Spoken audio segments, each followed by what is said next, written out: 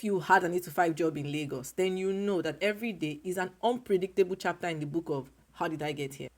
Traffic could be so bad you could watch an entire season of Game of Thrones and still not move an inch. Lagos is divided into two main parts, the mainland and the island, and both are connected by three different bridges. The most popular one being the third Mainland Bridge. If you lived on the mainland and worked on the island, you had to leave home between 5:30 a.m. and 6 a.m. so you could get to work before 8 a.m. The farther you lived into the mainland, the earlier you had to leave home. Anything after 6 a.m., there's a great chance you would need to pitch a tent and camp on the road because you won't be getting to work till at least, let's say 10 a.m., hot and drenched in sweat. I lived on the mainland and I didn't have a car, so I would leave home at 5:30 a.m. and take a 5-minute walk to my bus stop. Now, for my first story on the wild side of Lagos commuting. On this day, I'm at the bus stop at say 5:35 a.m. A bus pulled up and we all moved forward, and I'm the last person getting on. I had one foot in, I'm about to pull myself up, and suddenly I felt hands on my butt. I'm thinking, what the hell? Now, folks, I'm in Lagos, okay? So there's always a chance you run into a street guy or a tout, as we call them, that will either graze you or grab your hand when you go to places like the market, for instance. But this guy was holding my butt. I tried to get back down, but he wasn't letting go. He was holding my butt, and to paraphrase, he was saying, get in, let me help you. Acting like my butt needed assistance boarding a bus. I am almost 6 foot tall and I weighed about 66 kg back then. I did not need help. I was confused and angry. I was doing back kicks and everything, but this guy was not letting go. So I get into the bus so I can turn around and see the person. I am livid. It's one of the neighborhood touts, and this guy is smiling. I was so pissed. I was trying to get back down, trying to put my hand through the window to smack him, all the while shouting. The people in the bus were like, it's okay, just leave him. He's not a serious person.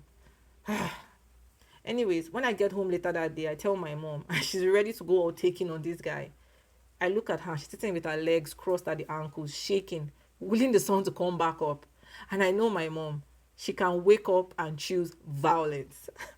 So I had to calm her down though, because I didn't want her starting World War III at my bus stop. I mean, I take this route every day to work. The very next day, I see Mr. Hansi again. I'm bracing myself for round 2, but plot twist, he just wanted to apologize. You can't make this up. Lagos, folks, it's full of surprises. Now, on to my second story. All true stories, by the way. It's another day. I get to my final bus stop to work at about 6:30 a.m. There I was, minding my own business, walking to work, when I noticed someone walking towards me.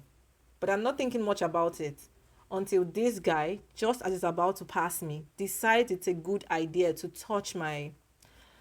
Let's just say he went for a very personal area. I mean, who does that? But people, obviously, because this is the second time I was getting touched below my waist.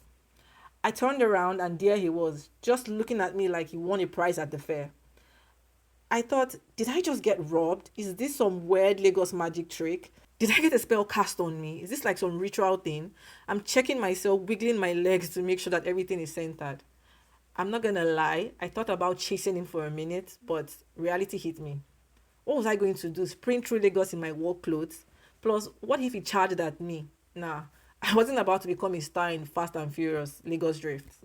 So I did the most sensible thing. I thought I ran to work, because in Lagos, the real adventure isn't finding a job, it's getting to it. So welcome to Lagos, where every commute is an episode of Survivor.